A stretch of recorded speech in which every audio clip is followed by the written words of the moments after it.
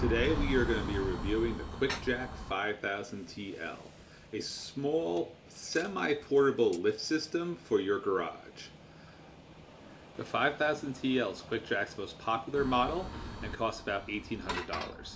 Let's get a couple questions out of the way. First, is there room under the car once it's up on the QuickJacks? Yes, plenty of room for activities down here.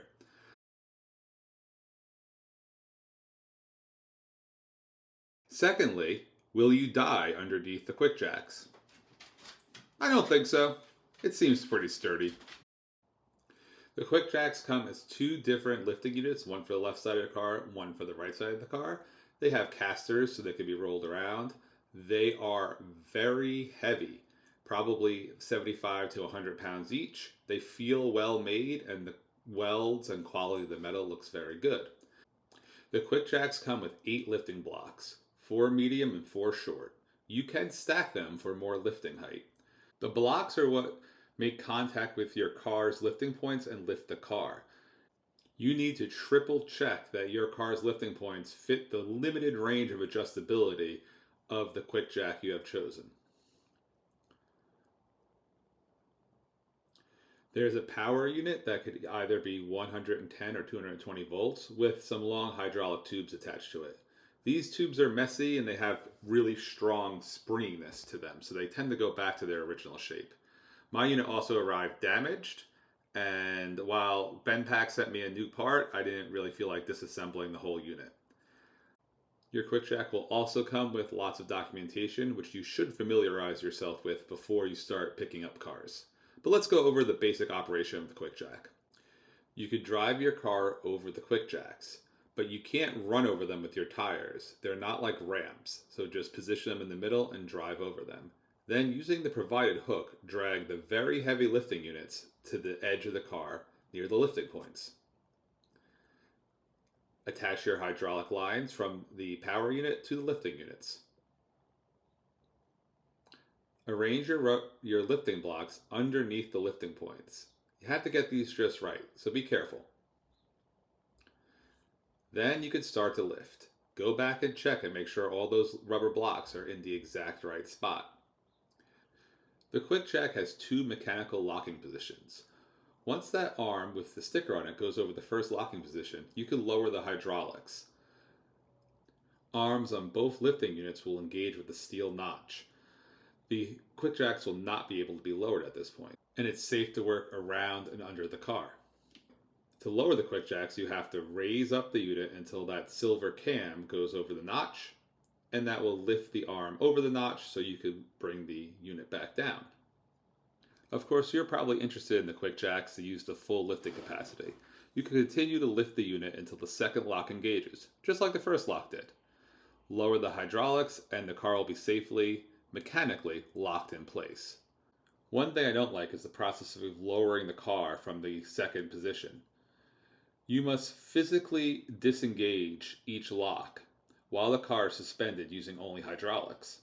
If the hydraulics were to fail while you were disengaging the locks, it would be a bad time for everyone. So if the QuickJacks work basically as advertised, you might be wondering what the downside is other than cost. Well, the truth is, the QuickJacks might cost more than you expect because they are a very inflexible lifting system.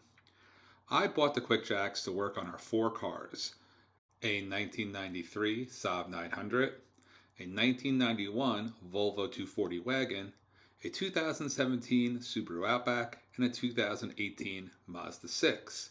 There is no QuickJack in their lineup that will work on all 4 of these cars.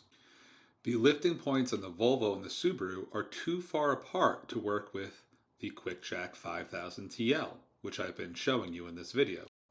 Comparing QuickJack models, it might seem like it makes more sense to go with the 5000TLX, which is a longer frame and could accommodate the Volvo and Subaru. But the TLX is too long to lift our Saab. The frame would not fit in between the wheelbase and would crush the built-in mud flaps. Luckily, QuickJack will sell you a solution to this problem. For $380, you could buy extension frames that will essentially turn your 5000 TL into a 5000 TLX. This gives you more flexibility, but you're not done buying accessories yet. If you have any modern unibody car, you're probably going to want to buy a set of pinch weld blocks. These are $90 and really are must-haves for the QuickJack. Of course, depending on your needs, it doesn't stop there. $220 for a truck adapter kit, $60 for wall hangers, $70 for low-profile blocks. Depending on your needs, the accessories to operate your QuickJack can add up pretty quickly. My biggest piece of advice if you're considering QuickJacks is to measure carefully. I've marked out the jack points here on the Subaru. You have to make sure you measure to the outside of both jack points, not the middle and not the inside. I've marked that here with the red lines, which show there are 64 inches between these jack points. Too far apart to work with the standard QuickJack 5000TL. Also be aware there's quite a lot of radial shift. The car will move forward about a foot while it's being lifted. I really have to squeeze it in the garage if I want to close the door. Another thing to consider is that a standard two-post lift, like they would use in a real garage, is a lot more affordable than you might think. If you have the room for it, and I don't, you might want to consider going with a two-point lift versus the QuickJacks.